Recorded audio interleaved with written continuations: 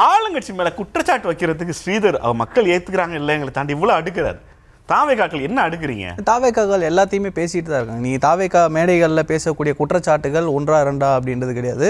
இப்போ சமீபத்தில் பெண்கள் பாதுகாப்பை பற்றி பேசணும். ஆக்சுவலாக காவல்துறை எட் பண்ணுறது யார்? இப்போ ஒரு பொறுப்பு டிஜிபி இருக்கார்.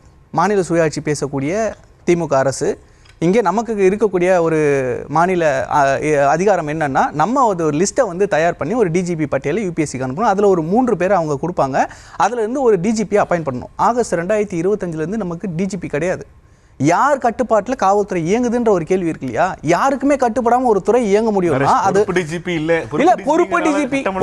நான் அதுதான் சொல்றேன். நீங்க அது அந்த சேரை வந்து ஒரு மியூசிக்கல் சேர்மன் இருக்கு. எனக்கு ஒரு ரீசன் சொல்லுங்களேன், ஏன் டிஜிபி போடலன்ற ஒரு ரீசன் சொல்லுங்களேன். ஏன்னா இந்த இடத்துல நீங்க அவர்கிட்ட கேட்டுருங்க. எஸ் இல்ல அதுதான் அவர் சொல்லணும். ஏன்னா அதுக்கப்புறம் பொறுப்பு டிஜிபியா போட்டு அவருக்கும் உடல்நிலை சரியில்லாம போகுது. திரும்பவும் பொறுப்பு டிஜிபியா இன்னொருத்தர போறாங்க. பொறுப்பு டிஜிபிக்கு இன்னொரு பொறுப்பு டிஜிபி. ஸோ இந்த மாதிரி ஒரு மியூசிக்கல் சேர் விளையாடுற விளையாட்டை தான் வந்து மாநில சுயாட்சியா இவங்க பேசக்கூடியவர்கள் பண்றாங்க. அந்த இடத்துல காவல்துறை யார் எட் பண்றாங்க? இன்றைக்கு காவல்துறை சட்ட ஒழுங்கு இவ்வளவு மோசமா இருக்குன்னா யார் மேல் நடவடிக்கை எடுத்திருக்கீங்க? இது நம்ம கேட்டோமா? இல்ல கேட்டிருக்குமே. ஏன் கேட்கல? கேட்டிருக்காரு. இன்னைக்கு அறிக்கை கொடுத்திருக்காரு. காவல்துறை இந்த சட்ட ஒழுங்கு பிரச்சனைக்கு ஏன் இவ்வளவு மோசமா போயிட்டு இருக்குன்னா தமிழக அரசு அதுல பொறுப்பா செயல்படலன்னு சொல்றாரு. காவல்துறை என்னுடைய கட்டுப்பாட்டுல இயங்கக்கூடிய காவல்துறை டிஜிபி பிரச்சனை 2025ல இருந்து இருக்கு. ஆனா தலைவர் இன்னைக்கு அறிக்கை கொடுத்தாரு. பெண்கள் பாதுகாப்பை பத்தி மகளிர் தினத்தன்னைக்கே அவர் வீடியோ வெளியிட்டு பேசினார். பெண்கள் பாதுகாப்பு இங்க இல்லன்னு சொல்லி அண்ணா யூனிவர்சிட்டி இஷ்யூவை பெருசா அவர் பேசினதுக்கு அப்புறம் அந்த ஞானசேகரனை காப்பாற்ற முயற்சி பண்ணாங்க.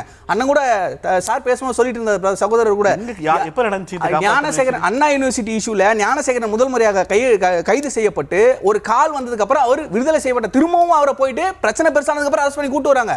அவர் யார் அந்த சார்னு ஏடிஎம்கே எடுத்த பிரச்சனைக்கு இன்னும் எந்த தீர்வுமே கிடைக்கல. திரும்ப அவர் அவர் ஒருத்தர் தான் குற்றவாளின்னு சொல்லி இதுதான் சொல்றேன்.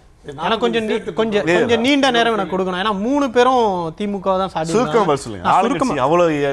கொடுக்க முடியாது. இல்ல பதில் அப்ப கேள்விகள் அதிகமா இருந்தா பதில் அதுக்கு ஏத்த மாதிரி சொல்றதுக்கான நேரம் இருக்கணும்ல. அந்த நேரத்தை நீங்க கொடுக்கணும் கொஞ்சம். இப்போ அண்ணன் சொன்னாரு சட்டம் ஒழுங்கு சரியில்லை, பாலிசி பேரலிசிஸ் எல்லாம். நேரடி கேள்வி, பொறுப்பு டிஜிபி ஏன் வச்சிருக்கீங்க? இல்ல நான் இது எல்லா குற்றச்சாட்டுக்கும் நான் பதில் சொல்லணும். இல்லனா பதில் இல்லாத மாதிரி என்ன சேர்த்துங்க. இல்ல நீங்க சேர்த்துக்கோங்க, எல்லாத்துக்கும் பதில் சொல்லுங்க. இப்போ சொல்றாங்க 1000 ரூபாய் கொடுத்தீங்க, 1000 ரூபாய் கொடுத்தீங்க. இதனால தான் தமிழ்நாடு வளர்ந்து இருக்கிறது. பொருளாதாரத்தில் 11.2% அதை ஒத்துக்கிறீங்களா இல்லையா? சட்டம் ஒழுங்கு பிரச்சனை இல்லை இங்கே இருக்குது, இங்கே வந்து நிர்வாகம் இல்லை அப்படின்னா அந்த பொருளாதார வளர்ச்சி எட்ட முடியுமான்றது நான் மக்களுடைய கேள்விக்கு விட்டுறேன். இங்கே பெண்கள் பொருளாதார வளர்ச்சிக்கு எதை ஈல்டு செய்து, எதை இன்வெஸ்ட் பண்ணி, எதை இழந்து அந்த பொருளாதார வளர்ச்சி அடைஞ்சு எதை இழக்கிறோம், என்ன இழக்கிறோம் சொல்லுங்க? ஒன்றுமே இழக்கலை. நாங்கள் வந்து ஒரு கடனை வாங்குறோம், அந்த கடனை இன்வெஸ்ட் பண்ணுறோம், அந்த இன்வெஸ்டின் மூலமாக தொழில் முதலீடு நடக்குது, பெண்கள் வராங்க, பெண்களுக்கு இலவச பஸ் கொடுக்கறதுனால தான் அவங்களுடைய பார்ட்டிசிபேஷன் எக்கானமி அதிகமாகுது, அதன் மூலமாக குடும்பம் வந்து வளருது. இவ்வளோ டேட்டா சென்ட்ரிக் 1000 ரூபாய் உங்களுடைய எக்கனாமிக்கல் ஸ்கீம் தமிழ்நாட்டை உயர்த்துவதற்கான இன்னொரு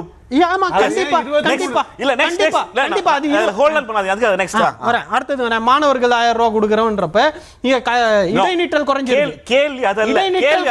கேள்வி அதல்ல. ஆசிரியர் பற்றாக்குறை அண்ணா யூனிவர்சிட்டில இருந்து மெட்ராஸ் யூனிவர்சிட்டில இருந்து ஊதியம் கொடுக்க வழி இல்லாமல் நீங்க வந்து வச்சிருந்த நிதியத்திலிருந்து 300 கோடி ரூபாய் எடுக்க வேண்டிய அளவுக்கு தள்ளப்பட்டதற்கான காரணம் என்ன? இல்லைங்க, அதுதான் சொல்றேன். இது தமிழ்நாட்டுக்கு மட்டுமான பிரச்சனையா? இது யூஜிசி உடைய இந்தியாவில் இருக்கக்கூடிய அத்தனை உயர்கல்வி ஐஐடிஸ்ல ஷார்டேஜ் இருக்கு. அப்ப இந்த ஆல் இந்தியால இருக்கக்கூடிய யூஜிசியும் அவங்களுடைய எஜுகேஷனல் பாலிசி எஜுகேஷனல் பாலிசில பிரச்சனை இருக்குங்க. எல்லா இடத்துலயும் இருக்கு.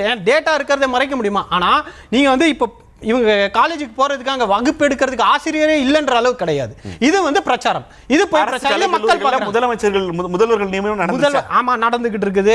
சில விஷயங்கள் இல்ல காலி பணியிடங்கள் இருக்குங்கிறதால சிக்கல். ஒப்பந்த அடிப்படையில இன்னைக்கு தமிழ்நாடு திமுக அரசு வந்ததுல இருந்து தான் இருக்கான்ற கேள்வியை நாங்க வைக்கிறோம். இவர் வச்சார்ல டிரான்ஸ்போர்ட் சரி பண்றதுக்கு தானே ஒரு முயற்சி எடுத்துட்டு இருக்கோம். சரி இப்போ நீங்க சொல்ல வர்றது என்னன்னா காலி ஆபீஸ் ஒரே நிமிஷம். 2016-21 ஒரு ஆட்சி மோசமா இருக்குன்னு மக்கள் நினைக்கிறாங்க. அந்த ஆட்சி வேணாம்னு சொல்லி 25-26 கொண்டு வராங்க. 26ல வந்து நின்னுகிட்டு ஆமா கலைக்கல்லூரிகள்ல முதல்வர் பணியிட காலியா தான் இருக்கு, எங்களால வந்து ரிட்டையர் ஆன ப்ரொஃபசருக்கு சம்பளம் கொடுக்க முடியலன்னு சொன்னா சம்பளம் கொடுக்க முடியல. பல்கலைக்கழகங்கள்ல எத்தனை துணைவேந்தர்கள் காலி இருக்கு, யார் தடுத்து நிறுத்தி வச்சிருக்கா? அதுக்கு எதிராக பேசுறீங்களா? நாங்க எப்படி நிறுத்தி வச்சிருக்கோம்? நீங்க மாநில அரசு கொடுக்கறத, நீங்க சொல்ற துணைவேந்தர்ல ஆள நியமிக்கல. மாநில அரசு கொடுக்கக்கூடிய அந்த லிஸ்ட்ல இருந்து நான் நியமிக்க மாட்டேன்னு ஒரு ஆளுநர் அடம் பிடிக்கிறார். நமக்கு சரித்திரம் இருக்கு. ஆர்எஸ்எஸ் காரங்களை கொண்டு வந்து துணைவேந்தரா நிறுத்தணும்னு முயற்சி பண்றாங்க. அதுக்காக காலியா வச்சிருக்காங்க, முடிவு பண்ணிட்டீங்க. எதிர்த்துக்கிட்டு இருக்கோம். நீதிமன்றத்துக்கு போயிட்டு இருக்கோம். நீதிமன்றத்துக்கு போய் ஒரு வழக்கு போட்டு தீர்ப்பு வாங்கிட்டு வந்தா அதுக்கு ஸ்டே கிடைக்கும். நீங்க சொல்ற கதை எப்படி இருக்குன்னா, நாங்க இல்ல ஆளுநர் ஆபீஸ் வெயிட் ஒரு உங்களை கேக்குறேன், ஆளுநர் ஒரு ஆர்எஸ்எஸ் ஆல வைஸ் சான்சலரா போட்டுருவாரு, அதனால அது காலியா லிஸ்ட் கொடுக்கறாரு.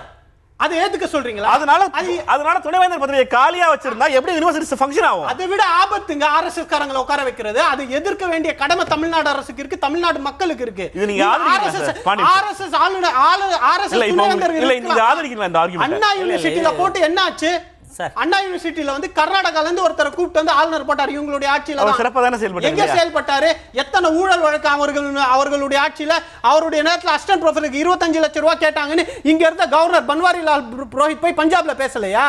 இவ்வளவுலாம் நடந்துகிட்டு இருக்கு. இதெல்லாம் கண்ணை மூடிட்டு ஆர்எஸ்எஸ் காரன் வந்து தமிழ்நாட்டுல வந்து கல்விக் கொள்கையை புகுத்துவான், அதை கண்ணை மூடிட்டு பார்த்துட்டு இருந்தா நாங்க இந்த இடத்துல எங்கேயாவது கல்வியுடைய தரம் குறைஞ்சிருக்கா சொல்லுங்க.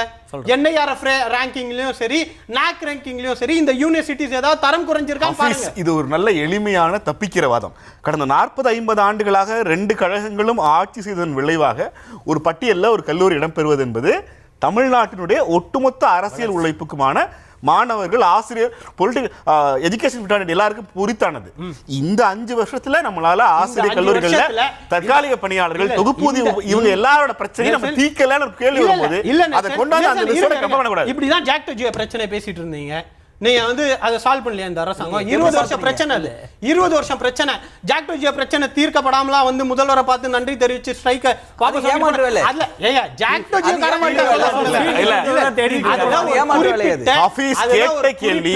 உயர்கல்வி நிறுவனங்களில் காலியாக இருக்கிற பணியிடங்களை நிரப்புவதில் இந்த அரசுக்கு இருக்கிற சிக்கல் என்ன? நேரடியா பதில் சொல்லுங்க. நாங்க பண்ணிக்கிட்டே தான் இருக்கிறோம். ஒரு பிரசன்ட் கண்டினியூஸ் டென்ஸ்ல சொல்லப்படுற இல்ல எத்தனை பண்ணி இருக்கோம், இப்ப எத்தனை பண்ணிட்டு இருக்கோன்றதையும் நீங்க பார்க்கணும். ஒரு அரசாக கம்பேரிட்டிவ் பேசிஸ கொண்டு வந்து இந்த அரசுக்கு அளவுகோல் வைங்க. இங்க வந்து பற்றாக்குறையினால பிரச்சாரம் அதெல்லாம் பண்ண மாட்டாங்க சார். பிரச்சாரம் நீங்க பண்ண தப்புன்னு தான் வைப்பாங்க. இல்ல வைக்கட்டும் மக்கள் கிட்ட நாங்க பதில் சொல்லிட்டே தான் இருக்கோம். திமுகவால செயல்பட முடியாதுன்னு அவர் சொல்றாரு.